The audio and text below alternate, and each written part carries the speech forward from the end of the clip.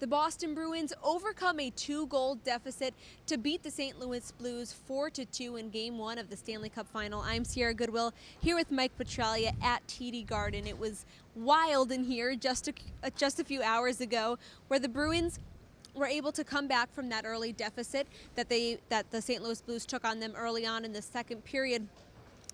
Bruins proving that they can overcome some adversity, where they showed before in this playoffs that they can win when they score first. They won 11 of 13 games when they scored first, but tonight they showed that they can play from behind. You know, Sierra, that Zdeno Chara after the game, Bruins captain, said, "We played sluggishly in the first period, yet even with the Bruins playing sluggishly, I thought they exerted their dominance towards the end of the first period. They were down 1-0, and they were even down 2-0 early in the second period on the Tarasenko goal. Right.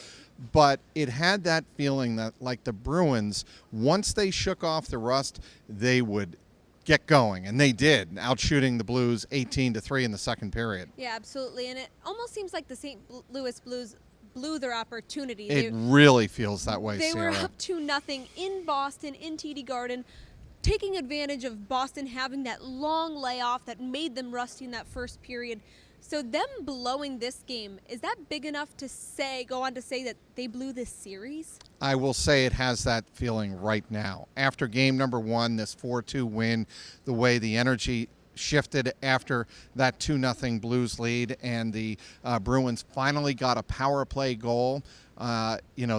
Certainly the goal that tied this game was a power play goal, and it was something that you could sense in the building and on the Bruins bench. A lot of the players talked about this after the game, that they had the Blues where they wanted them. And it was 2-2 after 2 periods.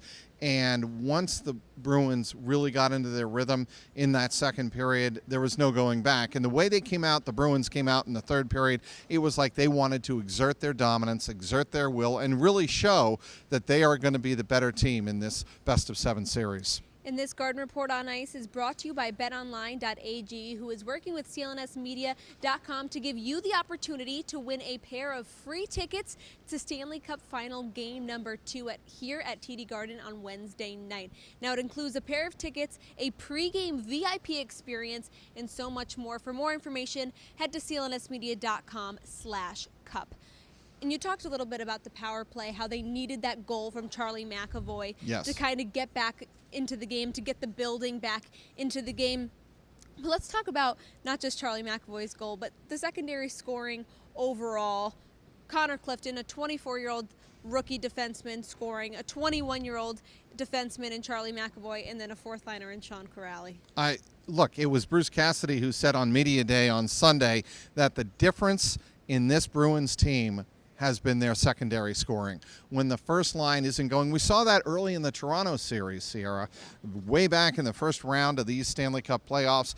That first line, there was so much concern and worry about. Actually, the first 2 lines weren't producing. It was the secondary scoring. Well, it's ironic now and appropriate that the secondary scoring really gets the Stanley Cup Final off in the right foot for the Bruins, because early on in this game, aside from Brad Marchand, who I thought had an outstanding game flying around the ice, and the Blues couldn't keep up with him, aside from Marchand, that first line still had trouble generating some rhythm. Yep, well, let us know in the comments down below whether or not you think that this series is over after just 1 win for the Bruins. And be sure to follow all of our Stanley Cup Final coverage at CLNSmedia.com.